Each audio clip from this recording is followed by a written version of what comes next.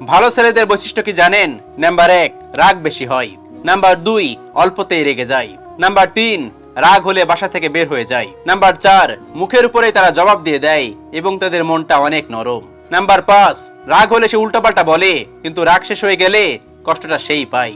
এই ভালো ছেলেগুলোই দিন শেষে অনেক বেশি কষ্টে থাকে, কারণ তারা অনেক বেশি রাগী হয়, তারা মুখের উপর সঠিক জবাব দিয়ে দেয়। এই সমাজ মুখের উপর জবাব দেওয়া মানুষগুলোকে পছন্দ করে না। এই সমাজ সবসময় পছন্দ করে যারা অভিনয় করতে পারে। এই মানুষগুলো অভিনয় করতে পারে না, এই ভালো ছেলেগুলো কখনোই অভিনয় করতে পারে না। এই ভালো ছেলেগুলো মুখের উপর জবাব দিয়ে দেয়, রাগ হলে চটাং চটাং করে কথা বলে, মুখের উপরে যেটা সঠিক সেটাই বলে দেয়। এই জন্য এই মানুষগুলোকে কেউ দেখতে পায় না। এই মানুষগুলো দিন শেষে সবার কাছেই কষ্ট পেতে থাকে। ভালো ছেলে এবং ভালো মানুষ এদের অনেক বেশি রাগ হয়।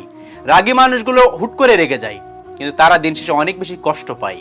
তারা কোনো মানুষের মুখের উপর কথা বলে দেয়, দিন শেষে তারাই কষ্ট পায়। তারা আবার পরবর্তীতে সরি বলে নাই। আমরা সবসময় মনে করি এই মানুষগুলো হয়তো কঠোর